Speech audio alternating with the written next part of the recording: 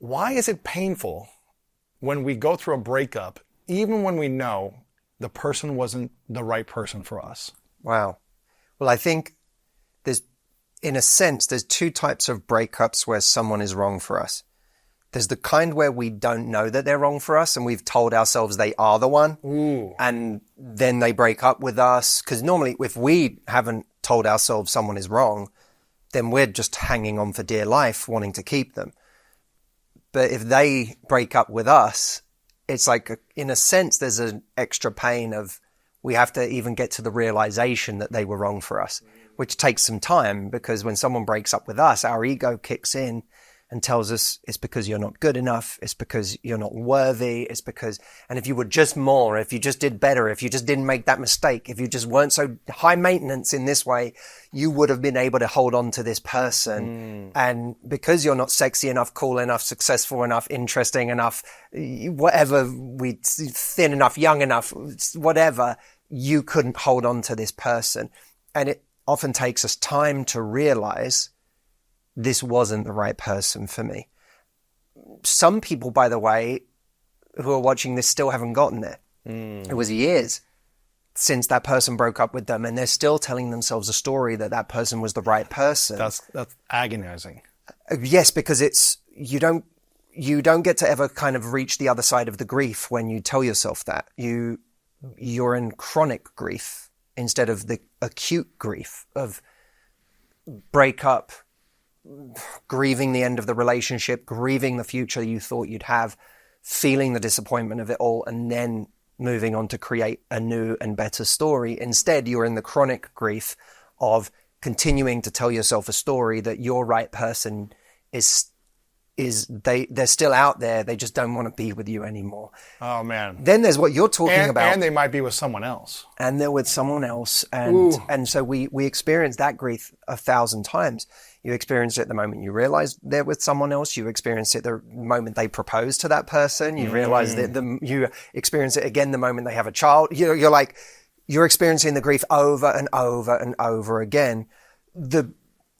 The kind you're talking about where you know while you're in it that it's the wrong relationship, I think that the heartbreak there is the so much of it relates to the fear and the disappointment of, oh my God, I'm back on my own again. And that fear of uprooting our life again, of changing our life. Well, firstly, if someone has gone as far as marrying a person, or you've just been enmeshed with someone for many years, you don't even have to be married. Your lives could be so intertwined at this point that leaving is like throwing a grenade in your own life. Yeah, friends, family, maybe you live together, maybe there's, all these other things that you've been intertwining. And the identity. That was my identity, that relationship. That was my life. That was my life as I knew it. It was my life as my community. The people around me knew it. So I now have to sort of recreate my life and build from the ground up again. It can feel like for so many people, of course, we add marriage into it, and often there's financial implications, and there's, sometimes there's children, and there are so many layers of complication, and we may have had this fear gnawing away at us that someone was wrong a long time ago, but it's hard to be the one that lights the fuse that blows up your own life. Ooh. And it's easier when someone breaks up with us in many ways, because at least we feel like we're on the receiving end. I didn't have a choice. But you're having to... But I'm not good enough. If they broke up with me, then I have that to deal with. Like, I don't feel good enough. But at least they pulled the trigger. Yeah. But to be the one, it's funny, in boxing a lot of the time, and this, when you spar with someone, once you get hit, and you get hit hard, it's almost easier to then retaliate. But it's hard to be the one to throw the first big punch. Yeah. It's like, and when you're the one breaking up with someone, because they're wrong, it's hard to be like, if I just kept going with this, it would just continue for another 5 years. And my life, they're not going to break up with me. They're not going to break up with me, so it would stay comfortable, or it would stay. But if I'm breaking up with them, I'm the one who has to detonate. I'm the one who has to throw the punch. And that's the hard part, is we have to, on some level, it can feel like I'm having to blow up my own life for the hope of a better life, wow, which hasn't materialized yet. So it's terrifying because it's like jumping off a cliff without a parachute. I don't know if a better life is coming. I don't know if I'm going to be alone forever and never find anyone again. Is life going to punish me for letting go of this in the form of never serving me up another great relationship or another relationship period? You know, some people am I too old now to find another person? Am I going to go out there and find that I'm invisible? Has my window passed? Then you throw into it biology. You know, am I going to meet someone in time to have children because I know I really want to have children? And is that am I taking that possibility off the table for me by leaving this relationship? There's so many layers of complication that the heartbreak is so complex. It's fear, it's grief, it's disappointment, it's the anxiety of your dreams never coming true now as a result of leaving this relationship. It's all really, really hard. Oh man, the quote in your book that you mentioned, you have to be willing to light the fuse that blows up your own life. And you say, if you stay where you are, you will never be happy and you will never be at peace. And I'm assuming you're speaking around if you're staying in a relationship that is not working or that's not the right fit for you. If you stay where you are, you'll never be happy and you'll never be at peace. And certainly one that's, you know, that's abusive or one that's narcissistic, one where you have believed it's going to change for so long, and there's been no evidence for the fact that the relationship is going to change. Or yes. You've tried everything.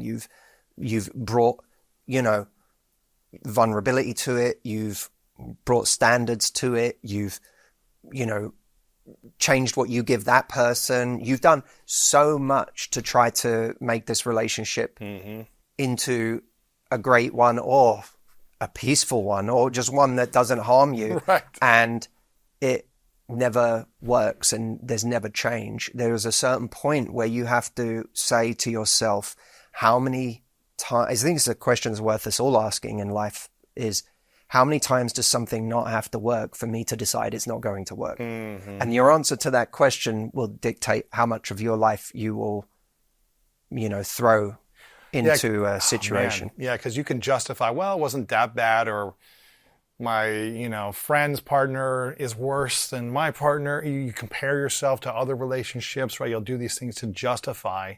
And you're like, well, I don't want to be so strict where they have to be perfect because I'm not perfect, but I don't want to be too flexible that I get walked on all the time. So it's like a dance of figuring out. And it's almost like if you have to say, how many more times am I going to put up with this until I get out? It's almost like when you say that, that's the time to get out. Because you're not going to change the person in front of you. They're not going to change overnight unless they choose to change, from my understanding. You can't force them to change. Well, someone has to be for change to happen, a lot has to happen. You know, like change is very, very hard. We both operate in a space that's predicated on the idea that people can change. Right? So if we didn't start by believing that, we're in trouble. You and I shouldn't have a job. Yes. So we start from that foundation that you and I must both believe that people can change. Otherwise, why make a podcast? Right. But we also then have to get very sober about how hard change is. And what needs to happen in order for someone to want to change. Well, look at what has to happen for us to change, even when we want to. Yeah. Every year on January 1st, most of the world, whether they articulate it or not, makes some kind of promise to themselves about something they want to do differently. You know, we'll call it a resolution, or I'm going to ingrain this new habit, or I'm going to make a change this year, or someone, whether spelling it out or just on some level, feels this, I want to do something different. And if only the wanting it to be different made it different. It doesn't. There's still so much, all our work is ahead of us after that. And anyone who's ever been to therapy knows that you set foot in the door because you want something to change, right? You show up because you want something to be different. And then you get there and you realize there's an awful lot of self-awareness around what needs to change for it to be different that you need to gain. And then past that, you need the the discipline to go out there and actually do the uncomfortable thing over and over and over again until it starts to become something that starts to become more natural to you, or at the very least, just something that's you're a little bit less uncomfortable with. That's how hard it is. If I've got a habit or something that's hurting me on my life, I might be aware of it, but now I have to actually do the uncomfortable thing and do something different to what I normally do. And that takes time and effort and energy. And even then I might only change it by 5 or 10%. But that 5 or 10% luckily is often enough to set us on a different enough trajectory in our life that we can get new results. Absolutely. And that's a wonderful thing. We don't go to therapy and get a personality transplant. Right. We might get put on a 5%, 10% different trajectory. And over time, that creates a very different life. Absolutely. So let's look at that in the context of a relationship with someone who's behaving in a way you're not happy with. Even if they want to change, which is a big leap in the first place, do they want to change? Or are they just annoyed that you're annoyed? Are they just frustrated that you're frustrated? Because that's not the same as them wanting to change. That's just them wanting you to stop being so frustrated or on their case all the time. Mm-hmm.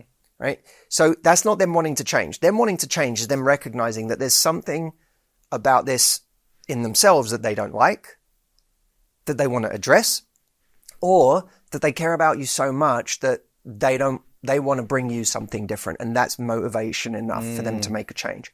A big leap. Then after that, they've got to learn how to change, and then they've got to have the discipline to go forward and make those changes. And even if they did all of that, which if someone's having this conversation with me, it normally means that that person's not doing any of those things. Mm-hmm. Right? Because we're still struggling so much because our partner isn't saying any of those things. Yes. But even if they were, the changes might be 5 to 10%.